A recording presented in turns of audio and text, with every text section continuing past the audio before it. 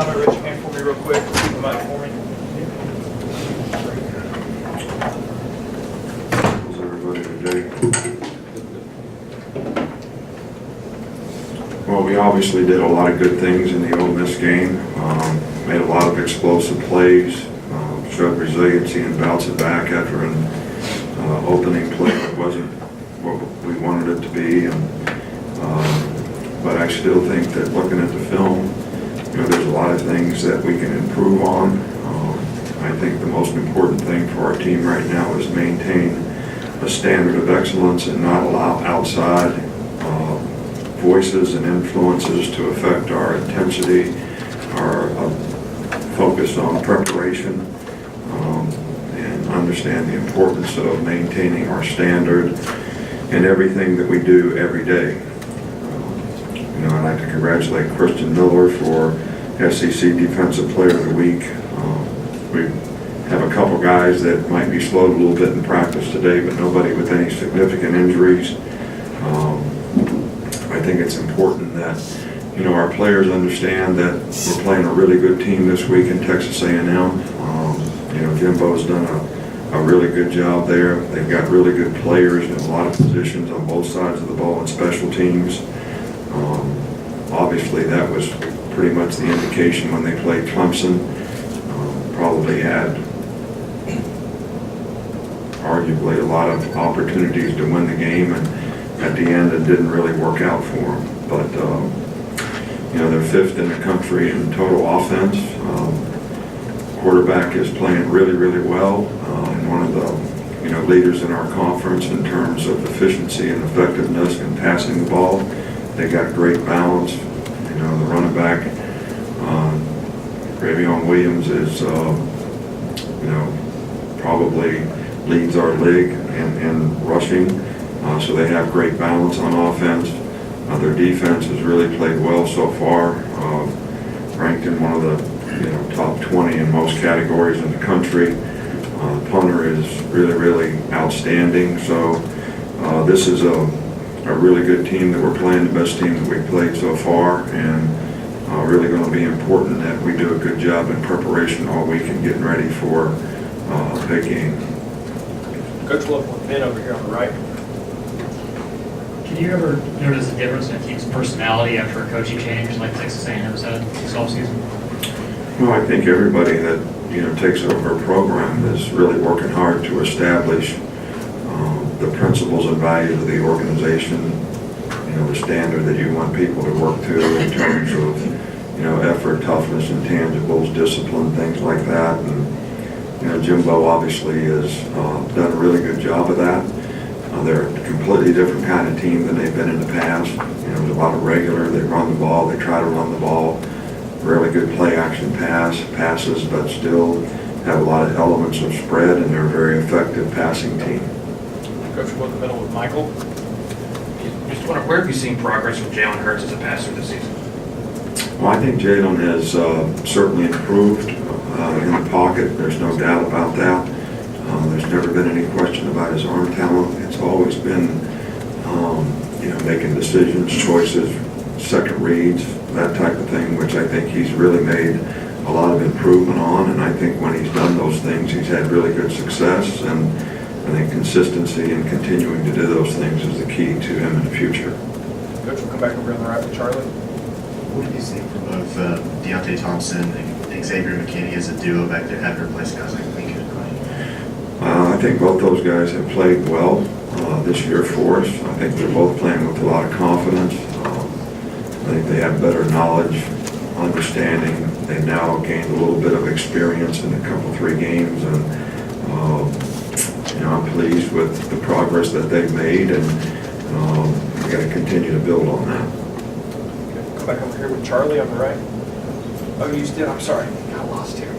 Chris Walsh. You obviously faced Jimbo last year. In terms of scheme, does that help you a little bit get a head start? And how similar is what A&M does is it to what Florida State did last year? Well, I think there's a lot of similarities, technically and, style of what they do. They obviously have different players, and I think one of the things that Jimbo does really well is, feature the talent that he has. They have a really good receiving tight end, and he's been very productive for him, and so he does a good job of utilizing personnel, but systematically, there's a lot of similarities. Back in the back with Reiner.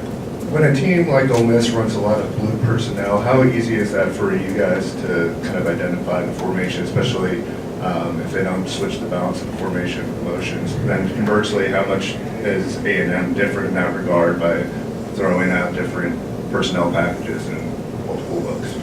Well, it's completely different. Ole Miss was basically in 3 wideouts and a tight end in the back 95% of the time in the game, and I think the multiples of formations are minimized, when you do that.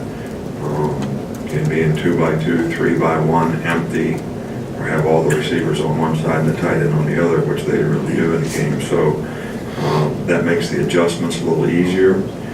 This team is completely the opposite. They're very multiple in terms of personnel groupings,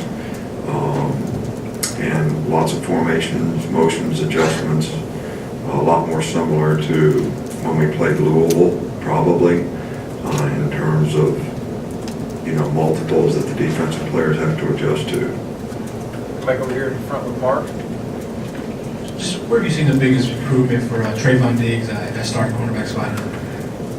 Well, Trayvon, I think, is a guy that, because we moved him over from receiver, probably took a little bit of time to develop the kind of confidence and understanding exactly what he was supposed to do, and now he's actually very, very confident and played really well for us.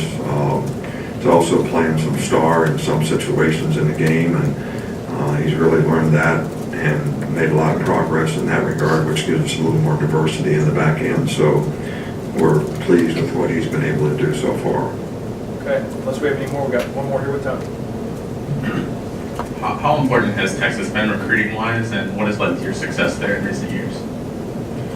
Well, we think there's a lot of great high school football players in Texas. There's a lot of great, programs, in the state of Texas. They do a great job of developing players there. I think football is really important in that state, high school football especially. So we have recruited a lot of players. We've had some luck in getting some good players. I think you know who they are. And obviously, we're going to continue to recruit that area really hard, and hopefully we'll be able to get some future players that will be able to benefit our program as well. Coach, we're going to wrap up with one more with Cecil in the back. Coach, this time last year, this press conference last year, we had a discussion about rat poison, and I was just curious how this year, do you sense that same kind of extraneous distraction, and how has this year's team handled it? If so? Well, I can't really answer that because I haven't seen the players since the game, but part of the opening statement is the standard of excellence cannot be affected by outside voices in terms of your preparation, your intensity, the level of focus you need to have, because what you did yesterday really doesn't matter. It's what you're going to do today, what you're going to do in the next game. This is like climbing a mountain, The higher you go, the more challenging it gets, and the greater the focus needs to be, and the more treacherous it can be. And this is, the best team that we played so far, so hopefully we'll be able to continue to improve and have the right focus. And so I guess in a different way, trying to be really diplomatic, sort of saying the same thing. All right, Coach, thank you. All right. Thank you all.